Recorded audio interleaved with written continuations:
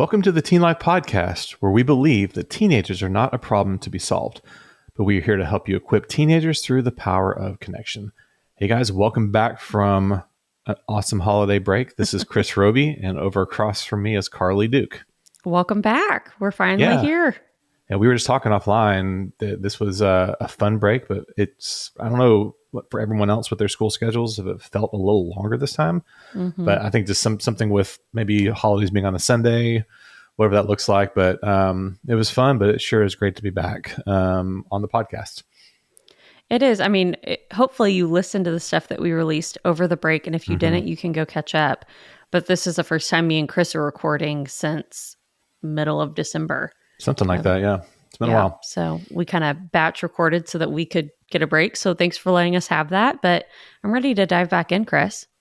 Yeah, and today's, as we kind of get into our tip, kind of kicking off the school year, I'm sorry, the calendar year, not the school year, the calendar year, we really felt like something important, it's something that's important to us here at Teen Life as we work with teenagers, and a quality that if you ask a teenager, most adults don't really exercise, unfortunately, is the idea of curiosity when it comes to being a good active listener. And this is something that we train a lot on at Teen Life when we train facilitators to go out in schools to work with kids, even kids from hard places.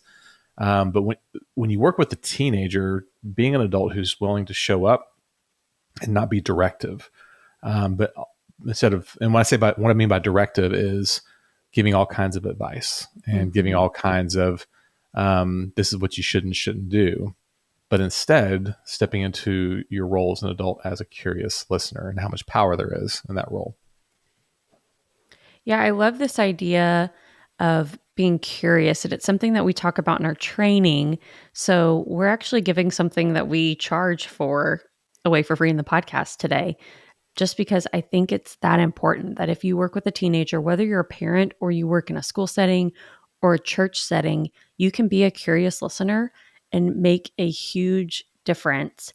And I think it's important, like one distinction is a curious listener versus a diagnostic listener, of like someone who's just trying to diagnose a problem instead of really listening curiously and asking those good questions of, hey, I wonder about this. And I'm going to ask instead of just saying, oh, I know exactly why they're having that problem, or I know exactly why they're tired today. And I'm going to talk about it from that lens instead of coming at it from I wonder what happened. I wonder if they had a bad night.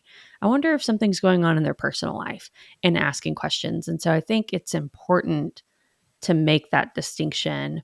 But today we kind of even want to talk about, just like from a high level, how to be a curious listener and what that actually looks like practically. Well, I think before we get into that, to think about anytime you've had a problem personally or a frustration that you wanted to talk to someone about. And there's this idea out there, I think, that might not be quite true, that maybe all you wanted to do was vent, like sometimes it's like, oh, you just want to vent. And I don't think it's always that. I think it's something we want to be understood. And I love that. And when we sit and we share a problem with a loved one or someone that we trust or someone that maybe is showing up for us, and all that person is able to do is to come back with, well, have you tried this? Or have you tried that? Or what did you do? And there's nothing wrong with those things inherently. But in the moment, even if those things were true, if you're right in the thick of something and you're struggling with something, immediately isn't necessarily the time for, well, let's fix this. Let's get these solutions, but maybe help me understand a little bit better what's happening in this problem, so then we can get to the solutions. It's almost like we skip a step when it comes to dealing with the problems that are coming our way. And as adults, we have just this whole slew of solutions because we have all this life experience, right? We've been around a little longer than teenagers. We've been through it before. Right. And so I've earned these opinions. I've earned this way of thinking. So you obviously need to hear it. But what if, as we kind of talk through how to be a curious listener, if we kind of change our mindset, even if it's just ever so briefly, to being curious about the problem itself and asking good questions, and then get to the solutions and suggestions later. Yeah. And so I think I hear you saying this, Chris, and I think this is really the key to it is it's really important to ask good questions first before you jump to a conclusion. Right. Of instead of just saying like what you're saying of like, oh, this is what's happening, let's fix it, or have you tried this yet? Ask a question first. Ask a curious question. Um, and we'll give some examples of that later, but that could be a million different things. And so maybe as a parent or a teacher, if you're sitting there and a student is saying something, instead of in your mind going, I'm going to give an answer first, like train yourself to say, I'm going to ask a question first. Like just that should just always be your go-to of like, I am always going to ask a question first and then we can go from there. What a simple mindset shift, right? And that takes a level of commitment from the adult side and some discipline, honestly, because it is so natural to go in with the answer, because in some ways it's more efficient, right? And so we would assume if they're coming to us, they're wanting advice. And I don't think that's always the case. Maybe the advice is down the road, but like I said earlier, maybe it is. I want a safe place to be able just to put this out there and try to figure this out, because for a teenager, I mean, I don't know if Karlie, if you think about the last kind of big problem you have experienced, did you really fully understand what was happening as the problem was you were experiencing the problem? Like, did you have all the perspectives? Did you have all the information? Right. You probably didn't. No. You probably had a limited amount of information. You're dealing with it from your limited perspective. And so sometimes if someone's willing to come in and help you broaden that perspective a little bit and see what else is around you and consider different things before we dive into that solution, maybe it would be received a little bit more. So the first step is to, ask a question before giving a solution. But I think the next part of that is making sure that you actually do listen to their answer. And at Teen Life, one of the things we really harp on when we talk to facilitators is don't try to think of a response while they're talking. Right. Right. That is so hard. It is because Karlie, I've known you for a long time. You've got great advice. I mean, you really do. Most of the good people in my life have really good advice. And I think sometimes we know that, they trusted me, so they want to hear from me. But before we go into fixed mode, even while they're talking, to be able to step back and go with the thing that made you curious in the first place. Listen to that answer. Go back to that curiosity over and over and over again. Yeah, I love that. That thought of, especially when we're dealing with teenagers, if you ask them a question, for example, like, what kept you up so late last night? And they start talking. When they start talking and giving you an answer, it's really easy to go, oh, well, that's it right there. That's what they did wrong. And you're thinking, well, how am I going to convince them that they need to not stay up late playing video games? Or how can I convince them that they need to do their homework earlier during the day so they're not up studying so late? And instead of really listening to what they're saying, because you could be missing some key things that you could once again jump to a conclusion because you're not actually listening to what they're saying. But like I said, especially as an adult, when you're talking to a teenager and you think, as you said, Chris, like, I've got great advice. I know exactly what's going to fix them. It's really hard to just listen and take yourself out of that. And I do that a lot in my marriage. I know that I do, where I am listening through the lens of what can I say next and not, oh, what can I ask, or what are they actually telling me and what do they need from me? But that's a big distinction. Yeah, I think you hit on something really important there, that the closer that relationship is, the more difficult this is. And so whether it's a marriage or a parent-child relationship, you've been around this person forever. You see them every day. You wake them up. You go to sleep with them. I mean, all these things. I mean, you feel like and so it's very, very difficult to be able to step back and be a curious listener. I think that's where this conversation is that much more important. Where as parents, maybe we could be a little bit more curious, but I think also what comes with curiosity is being willing to admit when you're wrong and let them know that you made an unfair assumption. So curiosity really does demand that, where if you're really being a curious listener, then you likely will have made some unfair assumptions along the way. And so being willing to say, you know what, that's on me. I assumed there's a reason that you were staying up late. I didn't know you were having trouble sleeping, Right. or whatever these things are. But being willing to say that you were wrong is so powerful. We talked about that before, the power of apology in one of our previous episodes, being willing to admit that you're wrong. Yeah, it's such a big deal and can make a really big difference in your relationship with a teenager. And so I think those are kind of our 3 steps, but I did want to hit on one tip that maybe should have gone with the first one. But try to avoid the why question. And we've probably said that in this podcast before, but it's worth repeating. But asking a teenager why is not nearly as effective as you think it is. Mm-mm. It just doesn't get the answer that you're looking for. And so that is something that I've had to train myself working for teen life. And still, sometimes I'll catch myself with my kids or with a teenager in group going, well, why did you do that? And I have to stop myself and be like, okay, hang on, back up. Let me ask it a different way of like, what led you to that? Even Mm-hmm. is a better question. Or what have you been struggling with lately? Not just like, why are you sad? What in your life is causing stress right now is a way better question than why. Because honestly, they probably don't know why. Right. It's You as an funny. adult probably don't know why. Right.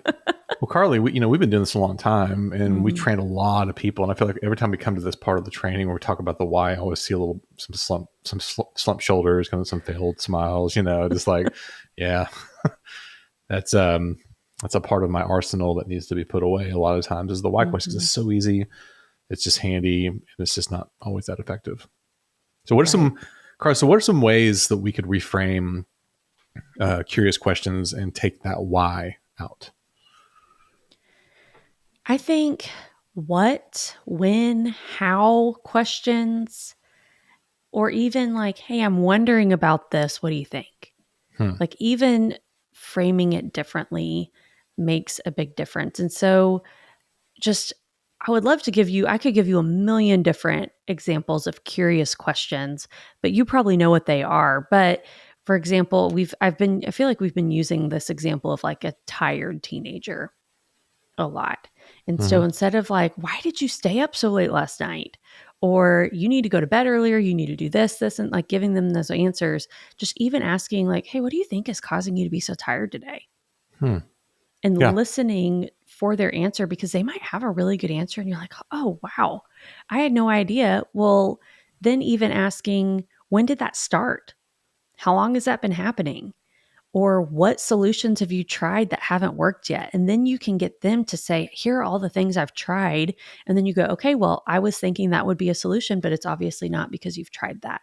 So even getting curious about what they've tried before you offer advice shows them, like, hey, I'm letting you lead in this situation. And I'm just going to be a helper instead of telling you what to do.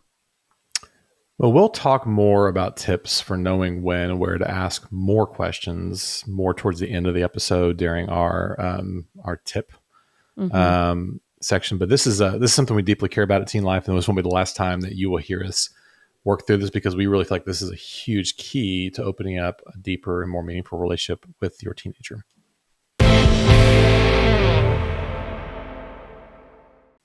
Okay, Chris, for the trend this week, there is a newer app. I want to say it launched maybe in the fall, or it kind of gained popularity in the fall. So it's not like Mhm. brand new, but it's stuff that articles are getting written about it. And I think schools maybe are starting to talk about it. And that is the Gas app. This one's new for me. Yes. And honestly, it was new for me too until one of our coworkers brought it to my attention and I started doing some research on it. I was like, oh, interesting. And I feel like similar stuff has been done before, but it is an app specifically for teenagers to gas each other up. So there's a teen term for you. I'll throw that in there too. But All like if right. you're gassing someone up, it's like to make them feel good about themselves. Mm. And so that's the whole idea, is you're giving compliments and voting in polls in this app. Now, I'll quickly talk about how it works because it's very different from like your average app or social media platform. But users are asked a question and then they're presented with 4 of their friends to choose from. So it could be, um, who has the best photos, and then 4 names will populate and they vote. Or Hmm. who always passes a vibe check, or who's the most empathetic, who's good at flirting. So you can kind of see how a teenager might vote and also want to know, well, who voted for me in that? And then you see what polls you won. So like it would pop up of like, you won who is always flirting, or who would I like to kiss? But you don't know who voted you for that. Hmm. So it kind of stays anonymous. But the whole deal is that you can't, like, the teens don't type their own stuff. It's all populated for them. And so the app is trying to keep it positive in that sense of they're not letting users do their own stuff to try to mitigate bullying. But where it gets interesting is you can pay for what they call God mode membership. It's like $6.99 a month right now, I think, to get clues on like who voted for you, the first letter of their name or their grade. So like they could find out that a sophomore boy voted them most likely to make my heart skip a beat. Hmm. And so, but I don't think I'll get into some stats in a little bit, but I don't think most of the users actually pay. But you can see how they're kind of feeding into maybe some insecurities, maybe some, well, I want to know what's going on. And then they can also use coins for things like putting their name in more polls or putting their name in a crushes poll. Like they can pick someone that they want their name to like purposely be added to their poll.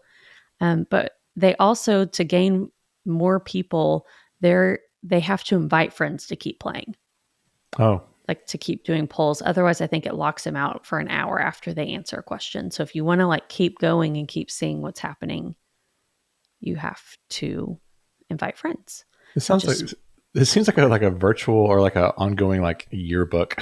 yeah, Like you're right. the most beautiful, all those different weird boats you have to take at the end of the year. That this is just they just put it into an app. Yes. And I will say there are pros and cons to this app from the research that I've done.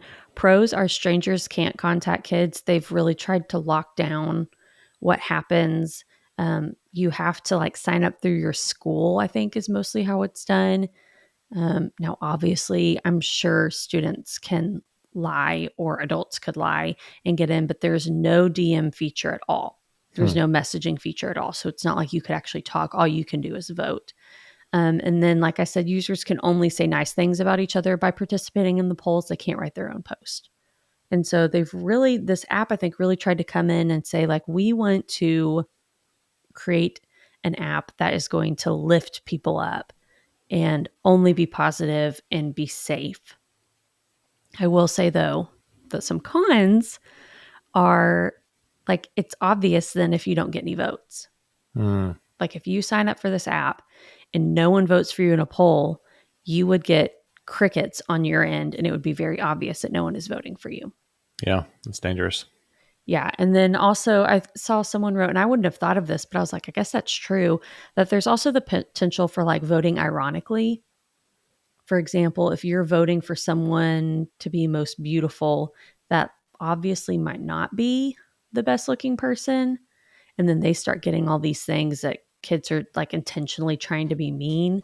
It's a little more subtle, but there are ways I think that obviously students can get around it. But I've just seen some stuff. It's making some educators nervous. I'll post the links of stuff that I was looking at, Common Sense Media, and then Education Week and what they had to say about it.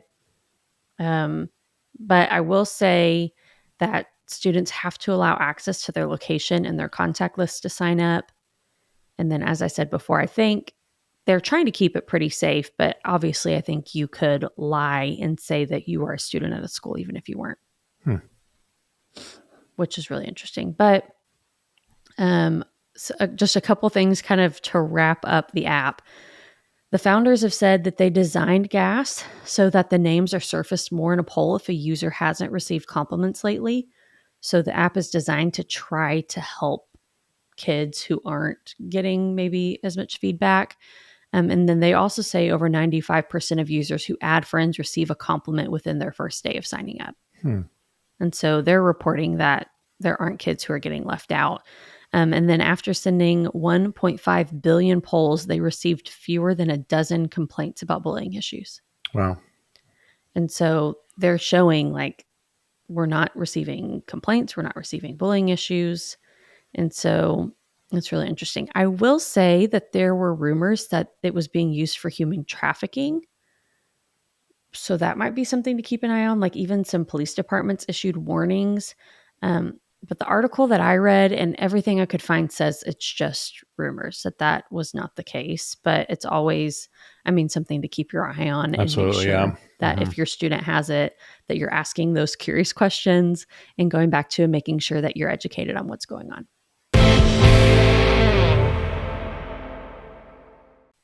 Now, for the tip, Chris, I want to go back to this idea of asking questions. And I wanted to talk about intuition indicators, which is another piece of our training that I feel like is so valuable, because if you have this intuition, it's kind of that feeling that you know something's going on, but maybe you can't put your finger on it, like that gut feeling. And that's where intuition begins. And I think it's a really important skill to kind of figure out, okay, here are some indicators that my intuition might be right, or I need to ask better questions. Right. As you think about your intuition, I think a lot of times we don't trust our gut or trust kind of our own read in the situation. But these 5 indicators will kind of help you make sense of it a little bit, to kind of give you some flags to be paying attention to.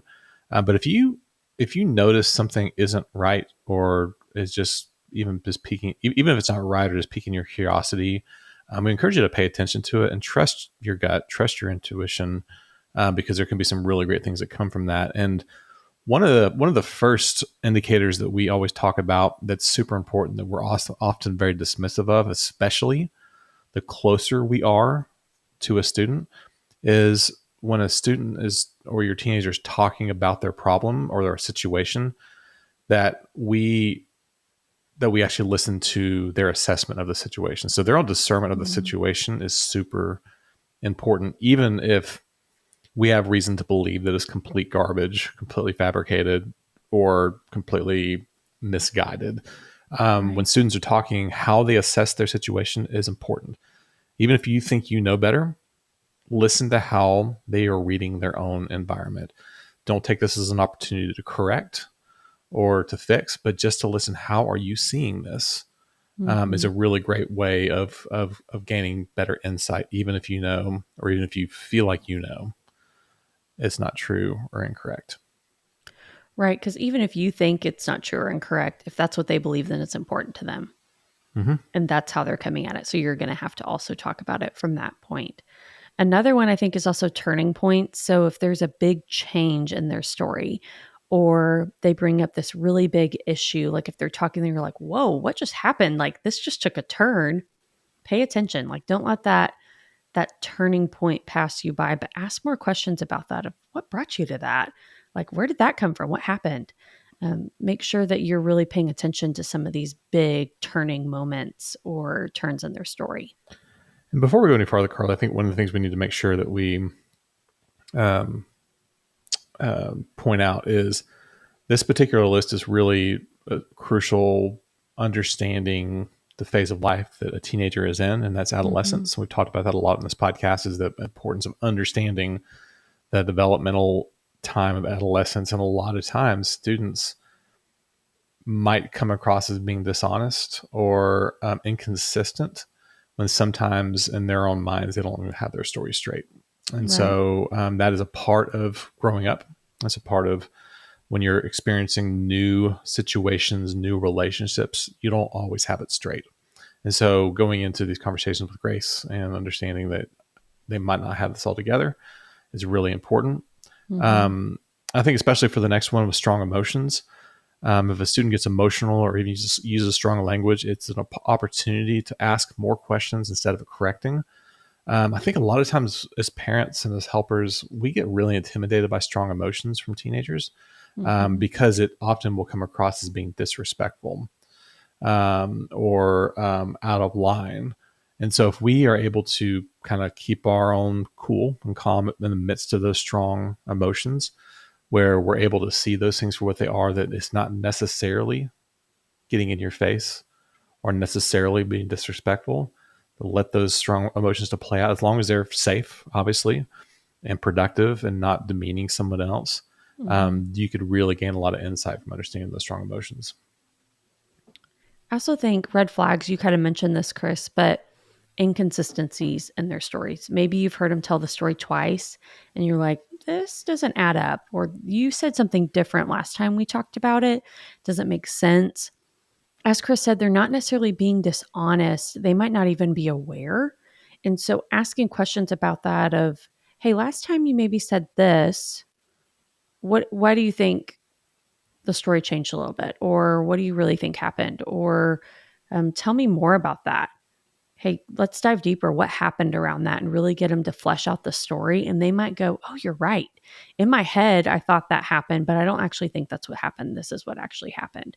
And you might be able to kind of gain some more understanding instead of just saying, hey, you're lying. Why are you lying to me? Kind of ask more questions and come at it from I don't even think they realize that they just brought up two different versions. And so I need to ask questions instead of assuming that they're trying to be dishonest or trying to like pull one over on you. Right. And finally, patterns are really, really important when it comes to intuition. So patterns of speech, things that they're saying over and over, a story that they're telling over and over again, or an emotion that keeps coming up over and over again, even hand motions or just mannerisms that are pretty constant and that are tells that maybe they're not aware of, is really a helpful tool or a helpful indicator to help ask better questions and figure out if there's something else going on here that maybe they're not even aware of. And for us at Teen Life, the crucial thing isn't necessarily that these 5 indicators are telling us that there's a problem. More importantly, they're giving us a chance to ask. So you see the difference there is we're not using these as weapons against a teenager. It is a wonderful tool to help open up deeper conversation for a teenager, so that they know that you're a curious listener, you're hearing them, you're using your gut, and you're trying to connect to them and help them actually work through their problems. Yeah. And that's a wrap on this episode. It's good to be back with y'all in the new year. Make sure you're subscribed to our podcast so you continue to get these episodes. Follow us on social media. And if you heard something in this podcast that you really like, make sure to text it to a friend. Send them the link. And if you're on a podcast app that has reviews, that helps people find us and helps the Teen Life podcast out as well. And with that, we'll see you next week.